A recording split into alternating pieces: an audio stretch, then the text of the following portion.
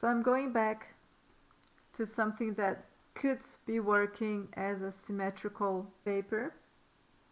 I'm grabbing here something that I pictured not such a long time ago.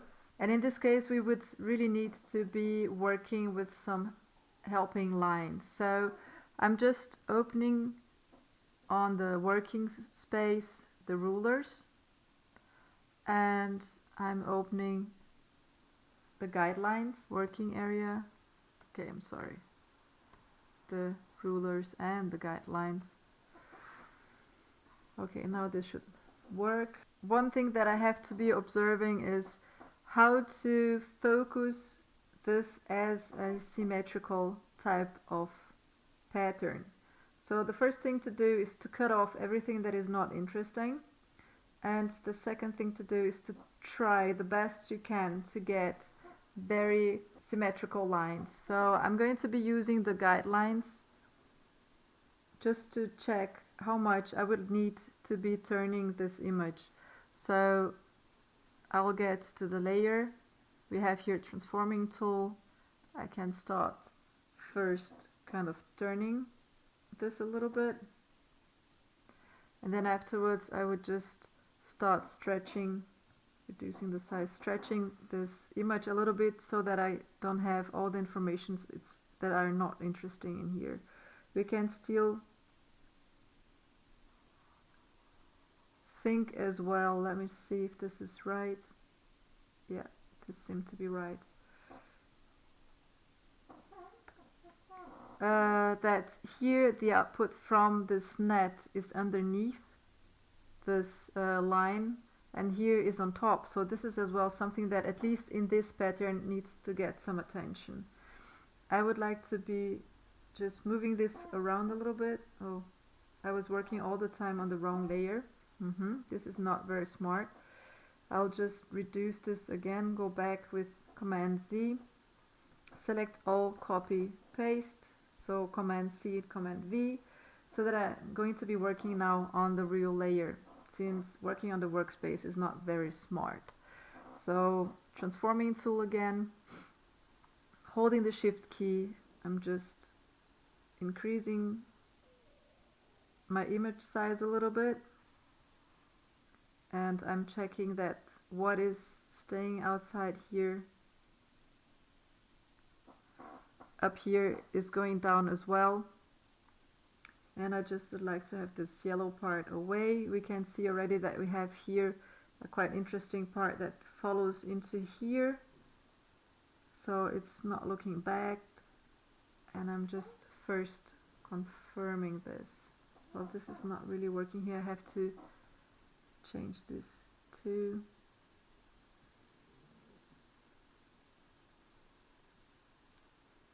Okay, I hope this works.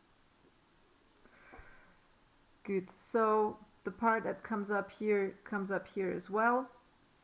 If I would cut a bit higher, this would not match, and the lines are looking quite good. I think we're going to have some trouble here, but we can check this out if this is going to be working.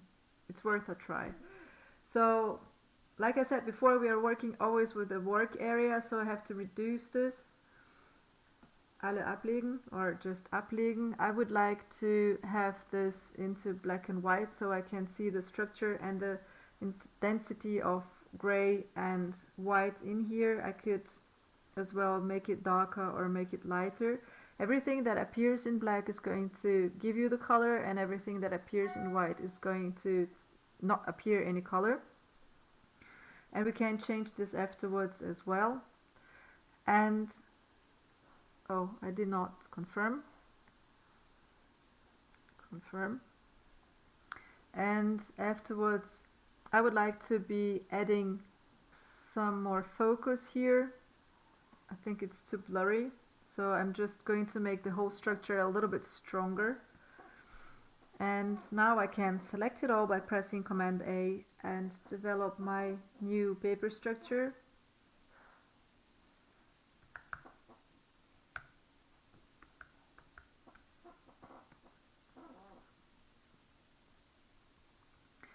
I'm grabbing the file that I had before, just increasing this.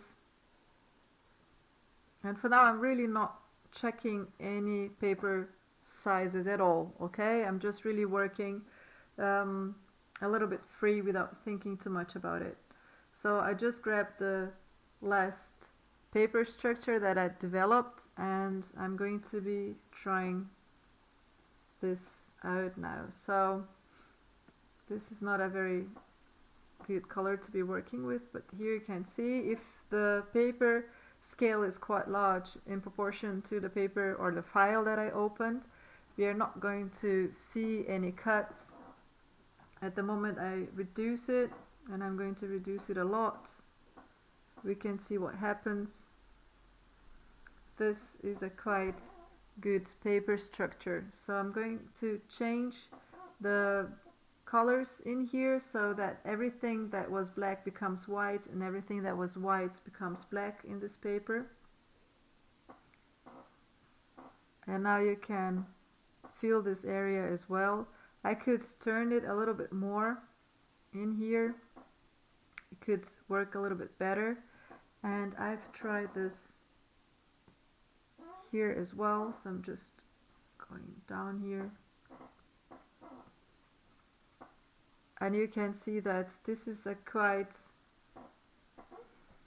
good paper structure for that. I can still see some cut, but this cut is not so present, and the good thing about it is that we can be working as well the angles from paper. We can scale it, we can bring more contrast, we can bring some more lightness. I'll just turn this in here a little bit, and we can really be working very abstract with this kind of paper structure. So it's really good fun to be trying things out, to be trying to change the scale and change the angle, and depending if, for example, you're working with wood structure and you would like to be working with the wood structure on some furnitures and so on, you can very well change the angle of it, and even like this be working with a little bit of perspective.